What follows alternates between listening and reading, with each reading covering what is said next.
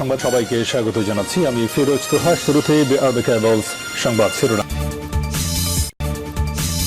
জুলাই গণহত্যার দ্রুত সুষ্ঠু বিচার দাবিতে চিফ প্রসিকিউটরকে স্মারকলিপি। এখানে সরকারের কোনো পদক্ষেপ নেই, রাষ্ট্রপতির পদত্যাগে গুঞ্জনে স্বরাষ্ট্রমন্ত্রী। ভারতে চলমান ছাত্র আন্দোলনের প্রতি সংহতি জামায়াতের। মোদি রাহুলের তীব্র বাকযুদ্ধ, আন্দোলনে উত্তপ্ত ভারত। শুনছিলেন সংবাদ শিরোনাম, এবারে বিস্তারিত। জুলাই গণহত্যার দ্রুত সুষ্ঠু বিচার দাবিতে চিফ প্রসিকিউটরকে স্মারকলিপি। 24 জুলাই আগস্ট গণ অভ্যুত্থানের সংগঠিত মানবতা বিরোধী অপরাধের সব মামলার বিচার কাজ দ্রুত এগিয়ে নেওয়া সহ 7 দফা দাবিতে স্মারকলিপি দিয়েছে বাংলাদেশ জামায়াতে ইসলামের নেতৃত্বাধীন 11 দলীয় জোটের প্রতিনিধি দল। বৃহস্পতিবার দুপুরে আন্তর্জাতিক অপরাধ ট্রাইব্যুনালের চিফ প্রসিকিউটর মোহাম্মদ আমিনুল ইসলামের কাছে এ স্মারকলিপি দেওয়া হয়। এ সময় জামায়াতে ইসলামের সহকারী সেক্রেটারি জেনারেল হামিদুর রহমান আজাদ, আমার বাংলাদেশ পার্টির সাধারণ সম্পাদক ব্যারিস্টার ফুয়াদ সহ জোটের শীর্ষ নেতারা ছিলেন। একই সঙ্গে শহীদ পরিবারের সদস্যরাও তাদের সঙ্গে হাজির হন। 7 দফা দাবিতে বলা হয়, 2024 সালে জুলাই আগস্টে সংগঠিত হত্যাযজ্ঞের প্রধান ঘটনাস্থলের অধিকাংশের তদন্ত এখনো সম্পূর্ণ হয়নি। এসব ঘটনাস্থলের পূর্ণাঙ্গ তদন্ত দ্রুত সম্পূর্ণ করে দায়ীদের বিরুদ্ধে বিচার কার্যক্রম দ্রুত এগিয়ে নেওয়ার প্রয়োজনীয় ব্যবস্থা নিতে হবে।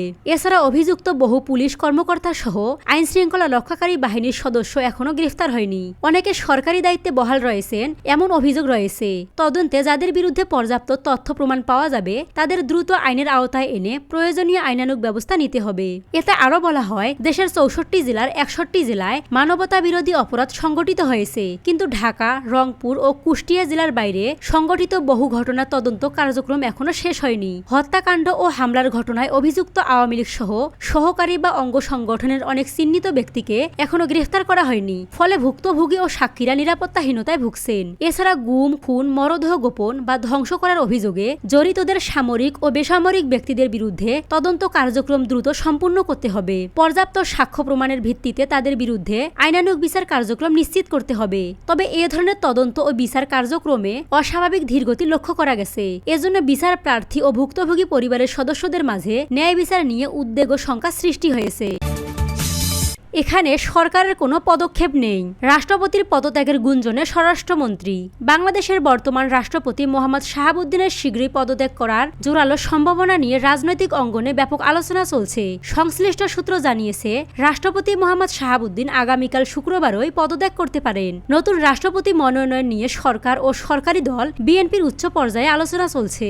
স্বাস্থ্যগত কারণ দেখিয়ে রাষ্ট্রপতি শাহাবুদ্দিনকে সরকারের পক্ষ থেকে পদত্যাগের কথা জানানো হয়েছে। তবে এখন পর্যন্ত তার পদত্যাগের বিষয়ে কোনো আনুষ্ঠানিক ঘোষণা বা নিশ্চয়তা দেওয়া হয়নি। এ বিষয়ে স্বরাষ্ট্রমন্ত্রী সালাউদ্দিন আহমেদের দাবি, এটি গুঞ্জন, রাষ্ট্রপতির পদত্যাগে সরকারের কোনো পদক্ষেপ নেই বলে উল্লেখ করেন তিনি। বৃহস্পতিবার অর্থ মন্ত্রণালয়ে সাংবাদিকদের সঙ্গে আলাপকালে এ কথা বলেন তিনি। রাষ্ট্রপতির পদত্যাগের গুঞ্জন প্রসঙ্গে সাংবাদিকদের এক প্রশ্নের জবাবে সালাউদ্দিন আহমেদ বলেন, গুঞ্জন তো গুঞ্জনই, সেটি যদি ঘটনা হয় সেটা আমরাও দেখব। সাংবাদিকরা পাল্টা প্রশ্ন করেন, এটা তো গুঞ্জন নয়, গণমাধ্যমে এসেছে। এর জবাবে মন্ত্রী বলেন, গণমাধ্যমে আসছে, তাহলে রাষ্ট্রপতিকে জিজ্ঞেস করে দেখতে পারেন। রাষ্ট্রপতির পদত্যাগের প্রতিক্রিয়ায় প্রশ্নে তিনি বলেন, রাষ্ট্রপতি সাংবিধানিকভাবে তিনি পদত্যাগ করতে চাইলেই অথবা স্বাস্থ্যগত কারণে তার সেটা অপশন আছে, কিন্তু আমরা তো জানি না। সরকারের এখানে কোনো পদক্ষেপ নেই, সরকারের পক্ষ থেকে তো কিছু বলার হচ্ছে না। আবার আপনারা পত্রিকায় দেখছেন, গুঞ্জন শুনেছেন, আমিও দেখেছি, যোগ করেন সালাউদ্দিন আহমেদ। রাষ্ট্রপতি শাহাবুদ্দিন স্বাস্থ্যগত কারণে পদত্যাগ করেছেন কিনা এমন প্রশ্নের জবাবে স্বরাষ্ট্রমন্ত্রী বলেন, সেটা ওনাকে জিজ্ঞেস করতে হবে। বিদেশে চিকিৎসা নেওয়ার সময় শেখ হাসিনার সঙ্গে রাষ্ট্রপতির কোনো ফোনালাপ হয়েছে কিনা এমন প্রশ্নের জবাবে স্বরাষ্ট্রমন্ত্রী বলেন, এ বিষয়ে আমি কিছু জানি না। রাষ্ট্রপতির পদত্যাগের সাংবিধানিক প্রতিক্রিয়া নিয়েও কথা বলেন স্বরাষ্ট্রমন্ত্রী। তিনি বলেন, এটা সরকারকে জানানোর কথা না। যদি মহামান্য রাষ্ট্রপতি স্বাস্থ্যগত কারণে হোক বা অন্য কোনো কারণে হোক পদত্যাগ করতে চান, তার সে অপশন আছে। এখানে সরকারের পক্ষ থেকে কোনো কিছু বলা হয়নি। মন্ত্রী আরো বলেন, তিনি যদি পদত্যাগ করতে চান, সাংবিধানিকভাবে স্পিকারের কাছে পদত্যাগপত্র দিতে হবে, এর বেশি কিছু জানি না। এদিকে অর্থমন্ত্রী আমির খসরু মাহমুদ চৌধুরী জানিয়েছেন, কক্সবাজারকে পর্যটন নগরী হিসেবে গড়ে তুলতে সরকার একটি মাস্টার প্ল্যান হাতে নিয়েছে, যার মাধ্যমে বাংলাদেশের কক্সবাজারকে একটি পর্যটন হাব হিসেবে গড়ে তুলতে হবে। এছাড়া গভীর সমুদ্রকে কাজে লাগিয়ে বাংলাদেশ আরো কিভাবে লাভবান হতে পারে সে ব্যাপারে আরো বড় প্রকল্প হাতে নিচ্ছে সরকার।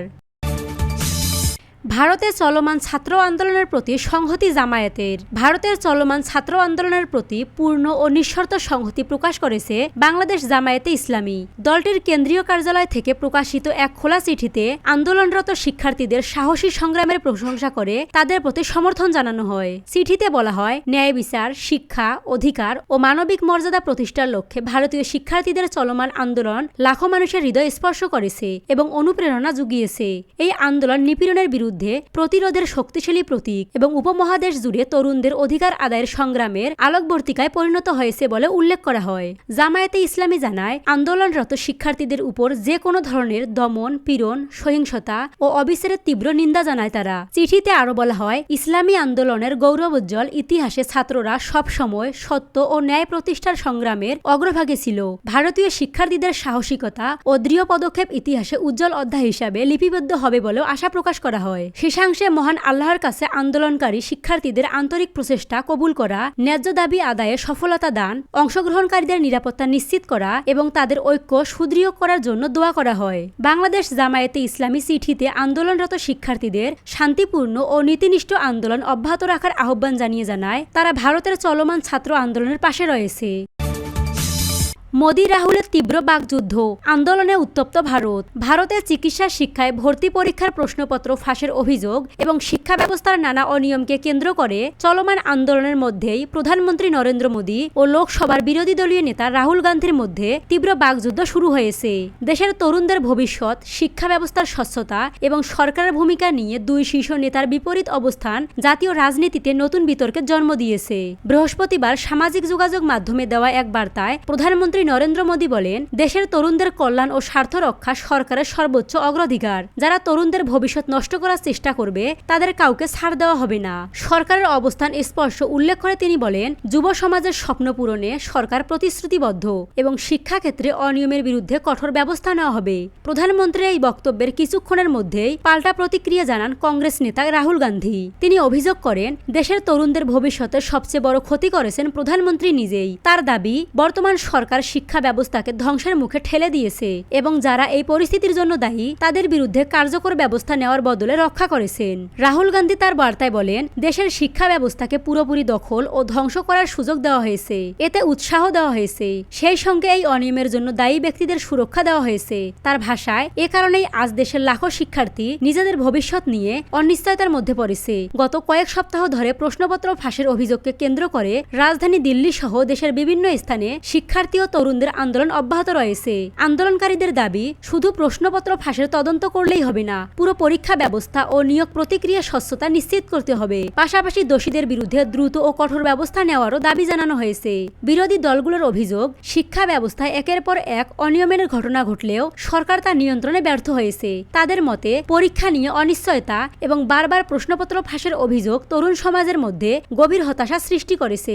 এই পরিস্থিতিকে সরকারের জবাবদিহি নিশ্চিত করা জরুরি। অন্যদিকে ক্ষমতাসীন ভারতীয় জনতা পার্টির নেতারা বলেছেন, সরকার কোনো ধরনের অনিয়মকে প্রশ্রয় দিচ্ছে না। অভিযোগ প্রমাণিত হলে সংশ্লিষ্টদের বিরুদ্ধে আইন অনুযায়ী ব্যবস্থা নেওয়া হচ্ছে। তরুণদের স্বার্থ রক্ষায় সরকারের দৃঢ় অবস্থানে রয়েছে বলে দাবি করেন তিনি।